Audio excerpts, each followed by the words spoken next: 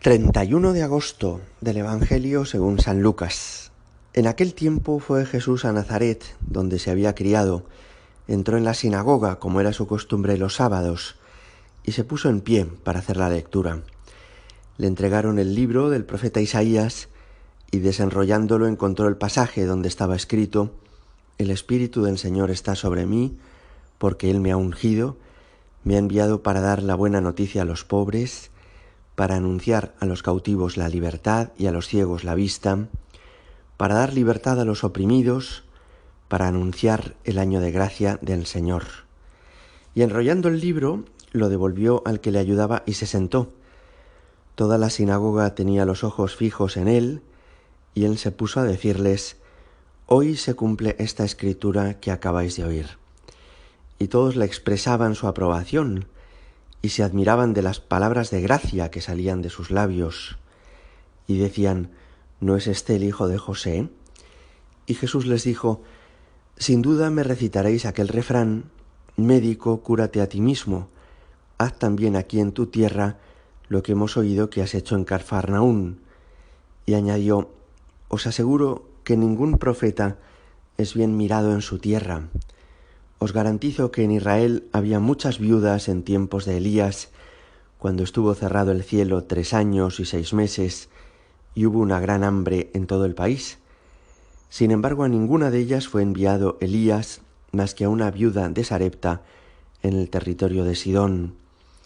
Y muchos leprosos había en Israel en tiempos del profeta Eliseo. Sin embargo, ninguno de ellos fue curado más que Naamán el sirio.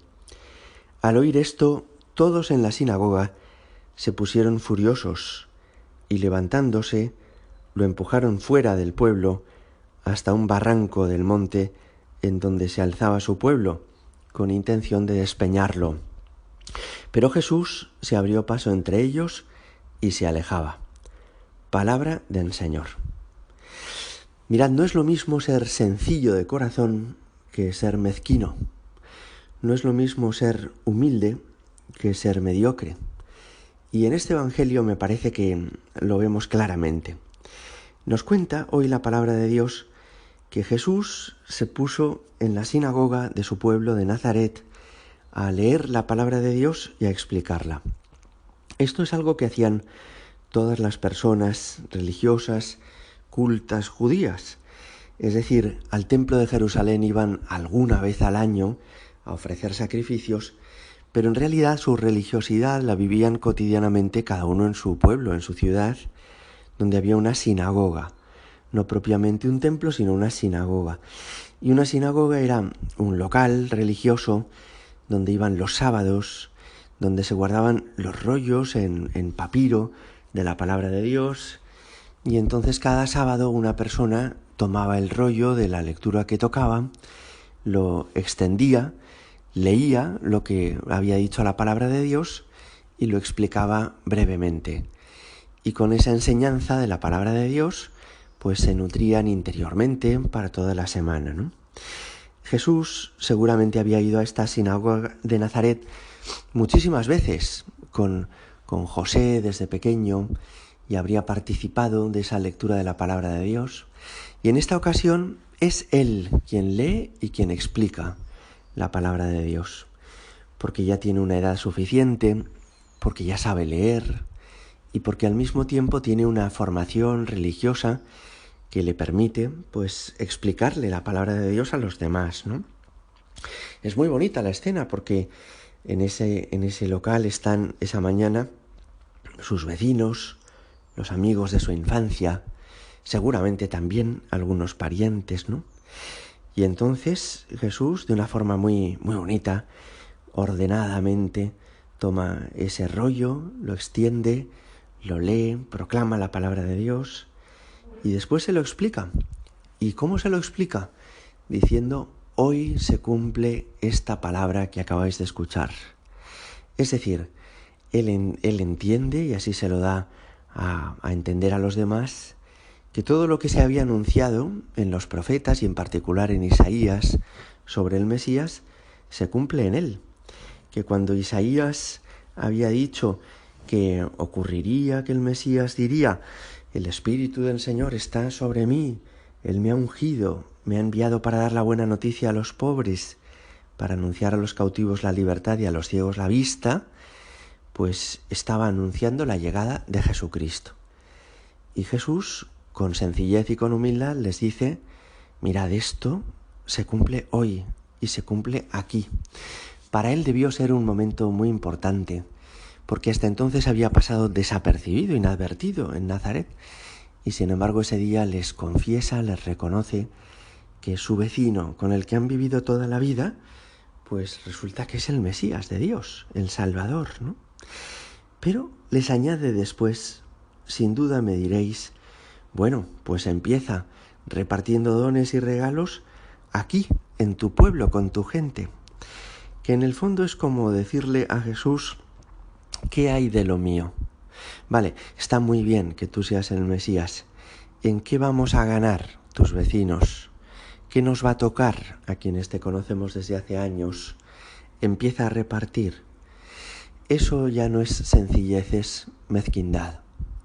Aquellos vecinos podrían aquella mañana haber estallado en gritos de júbilo, haberle aplaudido y haber dicho: chico, qué bien escondido te lo tenías, qué disimulado lo llevabas, no sabíamos que eras tú el Mesías, enhorabuena, nos alegramos mucho por ti, por Israel, por el mundo, es un honor que hayas estado con nosotros tanto tiempo.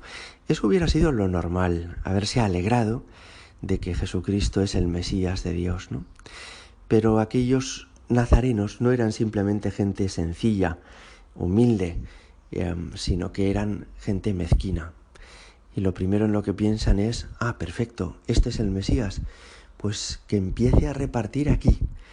Nosotros, los de su pueblo, tenemos que ser los primeros beneficiados. Como cuando toca el gordo de la lotería en Navidad en un pueblo, así tiene que ser ahora para nosotros.